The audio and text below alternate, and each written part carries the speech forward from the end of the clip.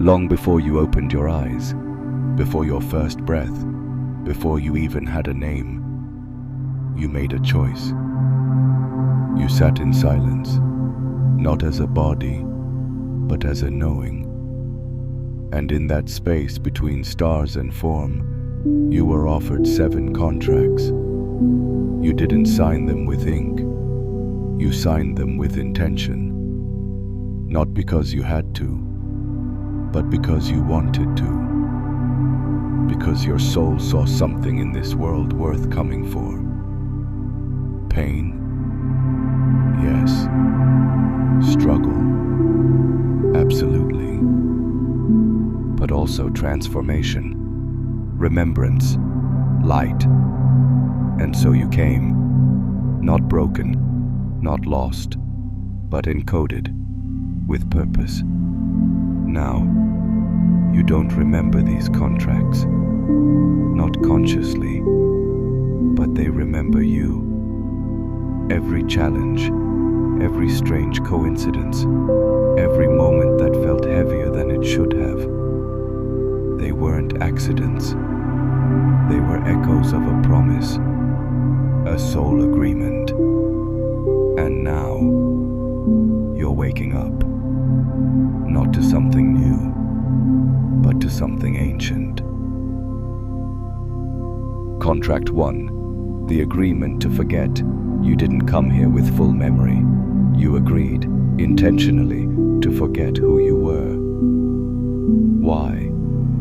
Because true remembering only means something when it's earned through experience. Without the forgetting, there can be no journey. Without the veil, there can be no revelation. You chose to lose your name, your origin, your purpose, not as punishment, but as preparation. Because every challenge, every painful identity you took on, every time you looked in the mirror and thought, I don't know who I am, that was part of the map. A soul that remembers too early doesn't walk. It floats. But you didn't come here to float. You came to walk through fire, to rediscover your own essence, not in a temple, but in a broken moment that cracks your heart just enough to let the truth back in. And when that truth returns, when you feel it not just as thought, but as a vibration in your chest, that's when Contract 1 activates, and the remembering begins. Contract 2, the agreement to experience pain. You didn't come here to avoid suffering. You came here to feel it, fully, raw, unedited. Not because pain is noble, not because it makes you holy, but because it opens doors that comfort never will. Pain strips away what is false. It doesn't ask for permission, it demands presence. You agreed to this not out of martyrdom, but out of mastery. You understood. A soul that never breaks, never expands. And so you said yes. Yes to heartbreak. Yes to grief. Yes to the nights where your chest felt too heavy and your prayers felt unanswered. Because you knew those moments would be your mirrors, not to show you weakness, but to remind you, even in your most shattered form, you're still divine. Pain wasn't a detour, it was a portal. And on the other side, compassion, depth, power, not the kind that dominates, the kind that understands. That's what you signed for. And whether you realized it or not, you've already been honoring this contract your entire life. Contract 3, the agreement to play a role. You didn't just come here to find yourself. You came here to become someone specific, with wounds, habits, flaws, even labels. The addict, the overthinker, the black sheep, the perfectionist, the invisible one. You wore those roles like skin. But here's the truth. Your soul never forgot. None of them were you. They were costumes, chosen, deliberate, necessary. You weren't pretending to suffer.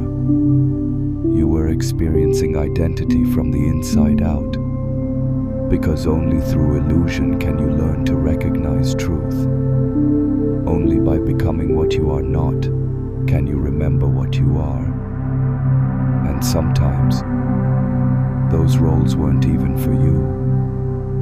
Sometimes you showed up in someone's life as the villain, the challenge, the trigger, so they could awaken, so they could feel, so they could choose. And while your human heart may carry guilt, your soul knows this was a contract, a sacred dance, a role you played so others could rise. This is not justification. This is remembrance. You are not your role, but your role was real, and it mattered. Contract 4. The agreement to lose what you love. Before you were born, you agreed to meet people you'd one day have to let go of. Some would leave by choice, others by time.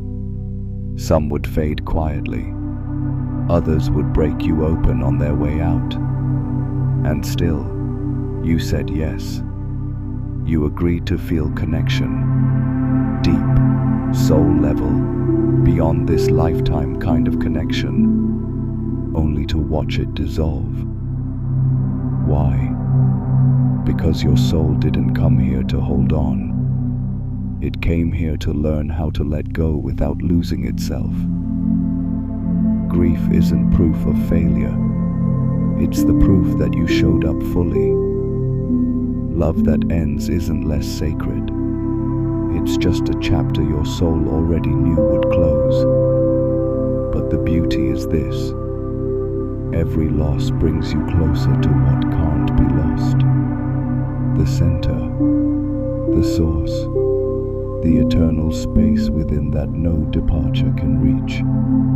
That's why you agreed. Not for the pain, but for the return to yourself, to what never leaves.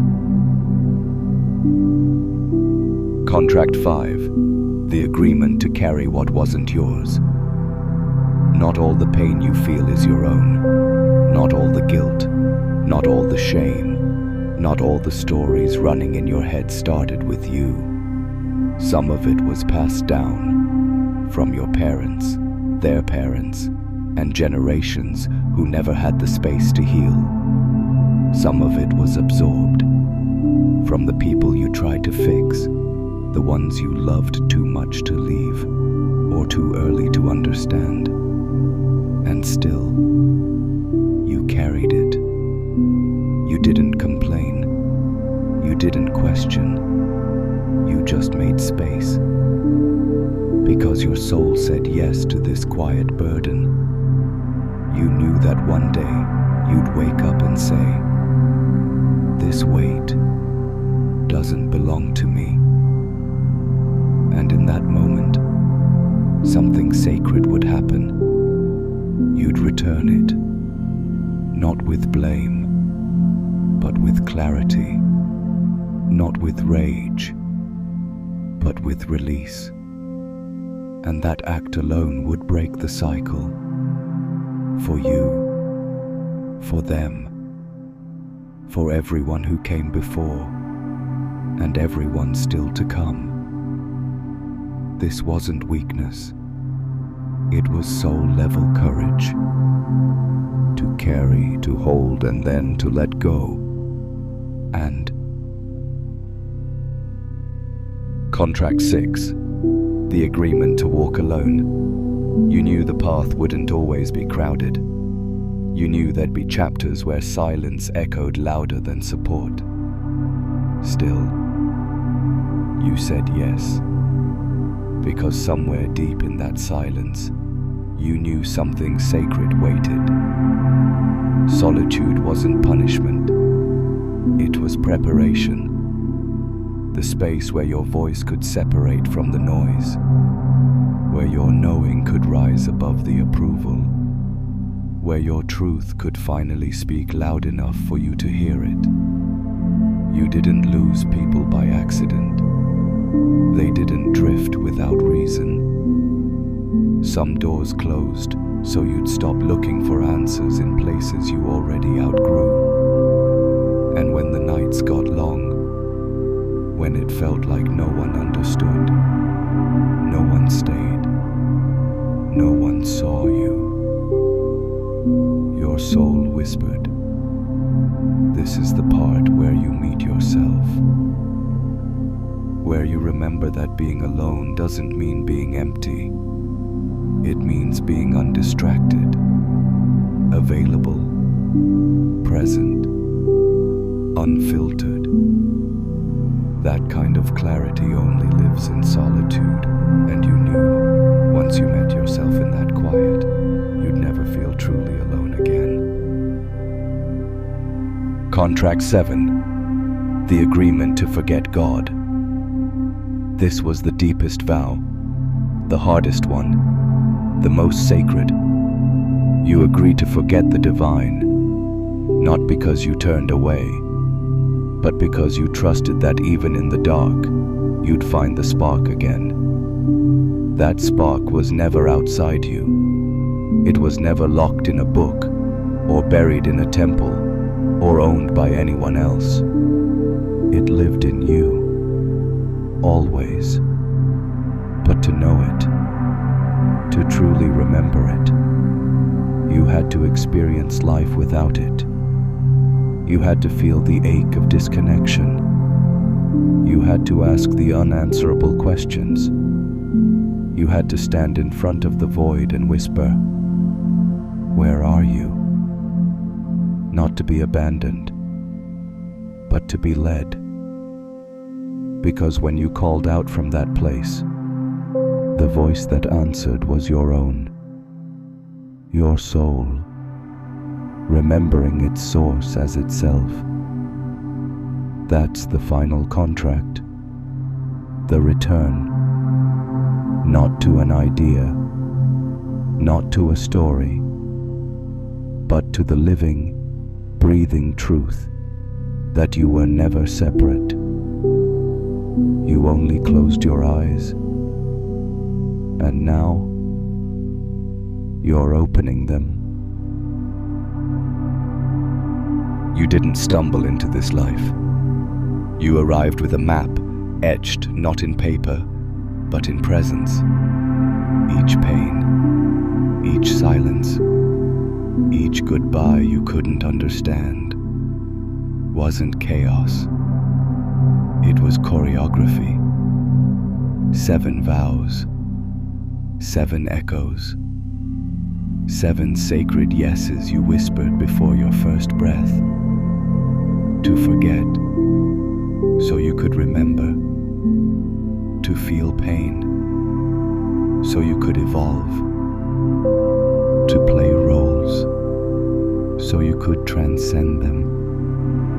To lose, so you could return inward. To carry, so you could finally release.